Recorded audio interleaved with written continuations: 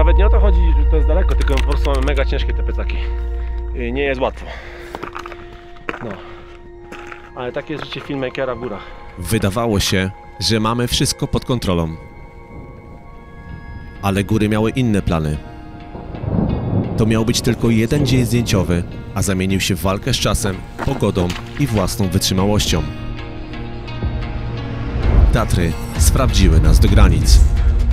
W tym odcinku pokażę Wam, jak podjąłem się realizacji kampanii reklamowej w samym sercu Tatr. Akcja. Zobaczycie, jak rodził się nasz pomysł, ilu ludzi pracowało nad projektem i z jakimi wyzwaniami musieliśmy się zmierzyć.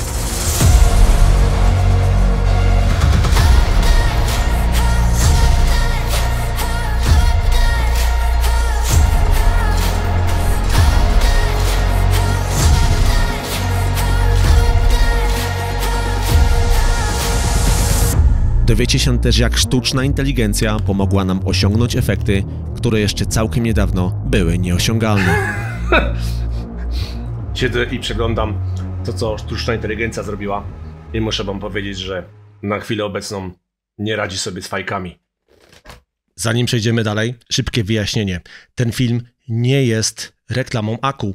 Aku nie zapłaciło mi za produkcję tego materiału. W dzisiejszym odcinku chciałbym Wam przede wszystkim pokazać, jak wyglądała nasza przygoda w Tatrach oraz wszystkie przygotowania, które nas do niej doprowadziły. Czekają na Was piękne widoki, kulisy realizacji, no i trochę o tym, jak sztuczna inteligencja pomogła nam w pracy kreatywnej. A co do naszej wyprawy? No, lekko nie było.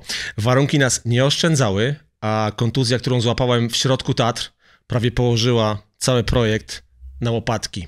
Zostańcie ze mną, naprawdę warto.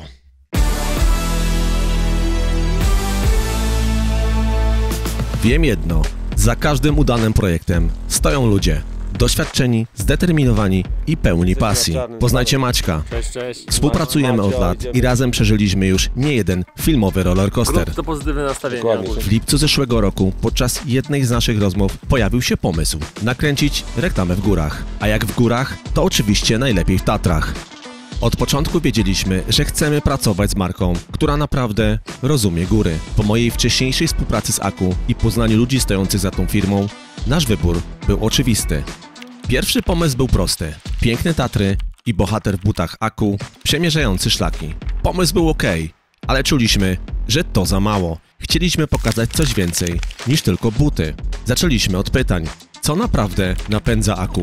Jaka jest ich misja i wartości? Jaką historię musimy opowiedzieć? Szybko odkryliśmy jedno. Aku to coś więcej niż sprzęt. To odpowiedzialność, zrównoważony rozwój i szacunek dla natury. Ten klucz otworzył przed nami nowe drzwi, a my zbudowaliśmy 3 różne koncepcje. W tym filmie zabiorę Was za kulisy 2.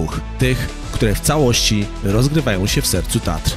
Na początku pudełko będzie bez gory, następnie po obrocie... Przygotowania do filmu zaczynają się na długo przed włączeniem kamery. To wtedy powstaje scenariusz, robi się szkice scen i planuje, gdzie i jak nakręcić poszczególne ujęcia. Już na tym etapie zaczęliśmy korzystać ze sztucznej inteligencji. AI pomogła nam szybko tworzyć kolejne obrazy pokazujące, jak mogą wyglądać sceny. Dzięki temu jeszcze przed wyjazdem w Tatry wiedzieliśmy, gdzie najlepiej je nakręcić. AI sprawdziła się też przy analizie scenariusza. Wskazała mocne strony, wychwyciła słabe punkty i zasugerowała, co warto ulepszyć. To pozwoliło nam wprowadzić potrzebne zmiany jeszcze przed rozpoczęciem zdjęć. Gdy wszystko zostało dopięte na ostatni guzik, wybraliśmy konkretny weekend, sprawdziliśmy prognozę i ruszyliśmy do Zakopanego.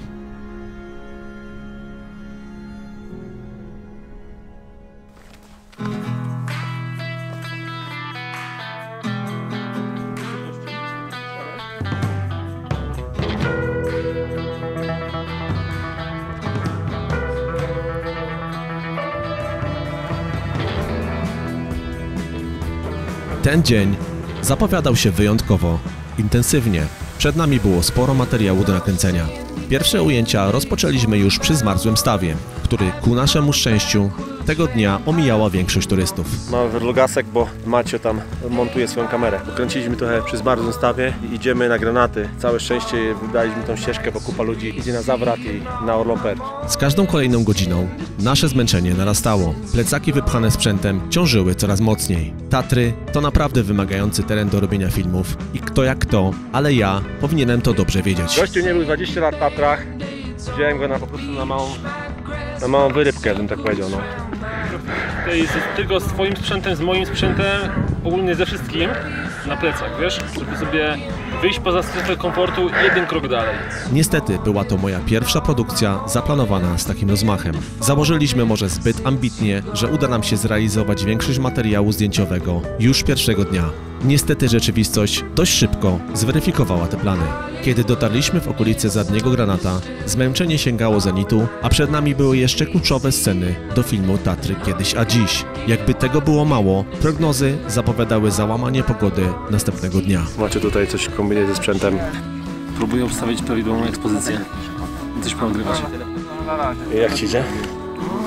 Na razie póki co całkiem nieźle. Michale, proponuję szybko. Jak ktoś tam ma obsrany tył na Orlej, to Maciek zobaczy. To my to widzimy. Widzimy to tutaj dokładnie.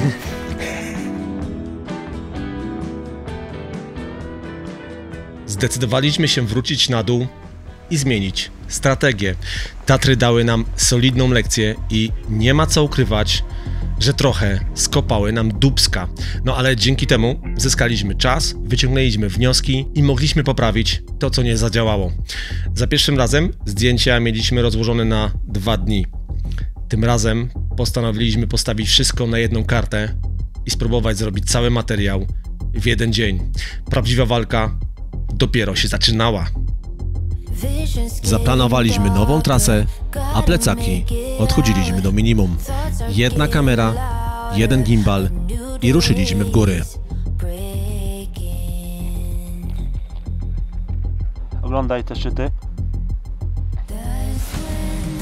Tym razem skupiliśmy się tylko na filmowaniu, bez zbędnych przerw i gadania do kamery. Zatrzymywaliśmy się tylko tam, gdzie mieliśmy zaplanowane. Tego dnia wszystko szło idealnie. No może z jednym wyjątkiem. Pogoda znów zaczęła grać z planem. Prognozy zapowiadały słońce i lekkie chmury, no ale w Tatrach to może się zmienić w kilka minut. Zaczął się wyścig z czasem. Na szpiglasowym kręciliśmy dubel za dublem i próbując uchwycić najlepsze ujęcia, przestaliśmy zwracać uwagę na szybko kłębiące się czarne chmury. Dopiero pobliski grzmot zmotywował nas do szybkiej ewakuacji w stronę Doliny 5 Stawów, a wtedy ja w pośpiechu, tuż przy łańcuchach, konkretnie skręciłem nogę. Dopracowany plan zaczął się sypać na naszych oczach.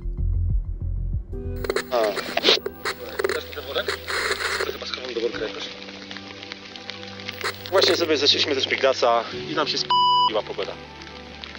I kropki. Kręcimy, dzisiaj mamy generalnie cały czas pogoda nam płata się. Jak nie lampa, to teraz deszcz. Nie mogło być normalnie, stabilnie, żebyśmy mogli nakręcić ten materiał. Nie, musiało się p***ić.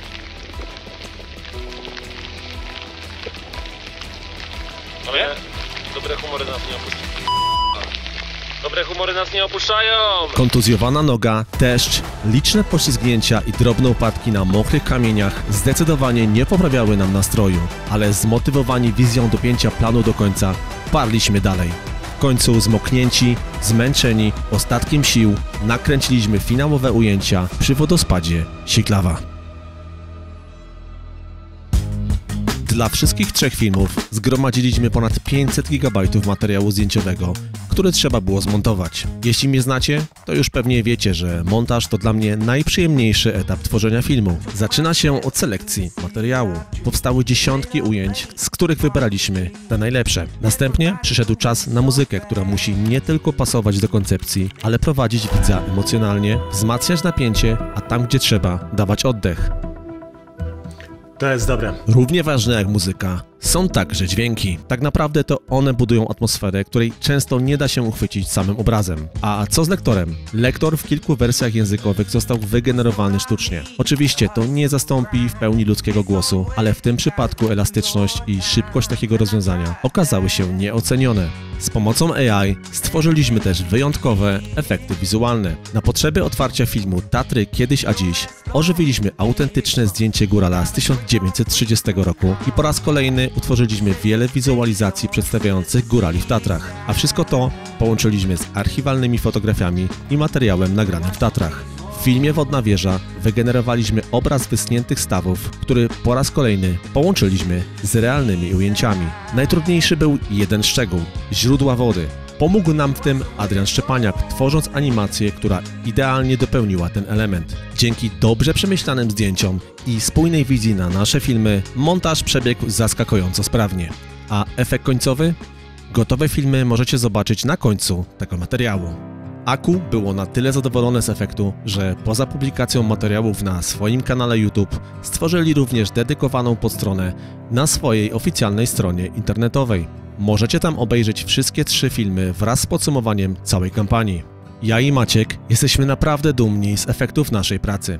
Jeśli chcecie zobaczyć więcej kulis tego projektu z dokładnym rozbiciem na szczególne etapy, zapraszamy Was na naszą stronę internetową Elevate Films. W zeszłym roku połączyliśmy siły i stworzyliśmy agencję kreatywno-filmową, która specjalizuje się w tworzeniu wyjątkowych filmów i kampanii wizualnych. Jeśli więc potrzebujecie dobrego filmu albo reklamy, śmiało, odezwijcie się.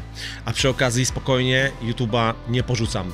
W głowie mam jeszcze mnóstwo pomysłów i na pewno będę się z nimi z Wami dzielił. Tym filmem chciałem Wam pokazać jedno, że warto marzyć, a co ważniejsze, warto konsekwentnie iść po swoje. Produkcja filmów dla Aku w Tatrach dała nam ogrom radości, satysfakcji i całą masę cennych doświadczeń. No, nie sposób ukryć, że w wielu momentach wspieraliśmy się sztuczną inteligencją i rzeczywiście AI bardzo nam pomogło. Ale muszę podkreślić jedno, to nie jest rozwiązanie na wszystko. Sztuczna inteligencja to narzędzie potrzebne, użyteczne, ale wymagające mądrego podejścia. Traktujmy ją jak dodatkowego członka zespołu. Asystenta, który potrafi doradzić nam tam, gdzie brakuje nam wiedzy albo świeżego spojrzenia. Pamiętajmy jednak, że najważniejsi są ludzie i z mojego punktu widzenia to właśnie czynnik ludzki jest sercem każdego kreatywnego projektu. A tego nie da się zaprogramować.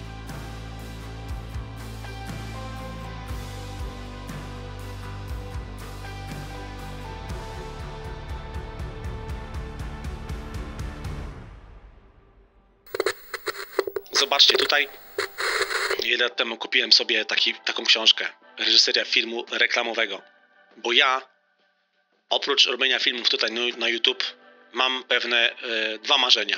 Jedno już znacie, czyli nakręcenie filmu krótkometrażowego, to jest jedna rzecz, jedno moje marzenie, a drugim moim marzeniem jest zrobić film reklamowy kiedyś, jakiś film reklamowy, który poleci w telewizji.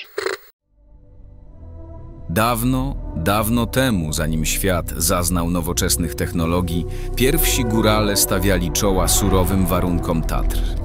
W tamtych czasach każdy krok był wyzwaniem, a zimno, wiatr i deszcz były ich nieodłącznymi towarzyszami. Dziś nasze buty dają współczesnym góralom komfort i bezpieczeństwo, o jakich dawniej można było tylko marzyć.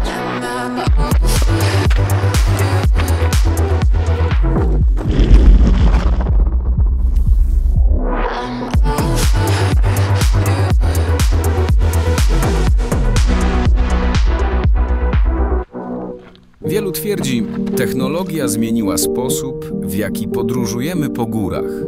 Dla nas jednak to tylko narzędzie, które pozwala nam lepiej zrozumieć i docenić piękno natury.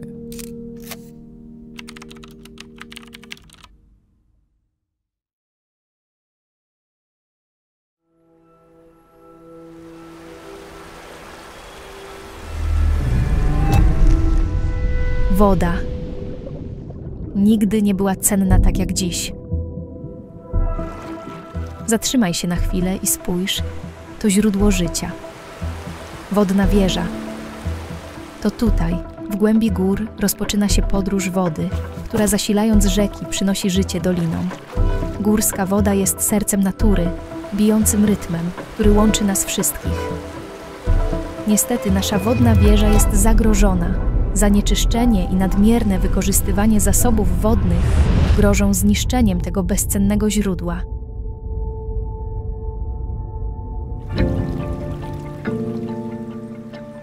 Chrońmy górskie źródła. Każda kropla ma znaczenie. Dla nas, dla przyszłych pokoleń, dla całej planety.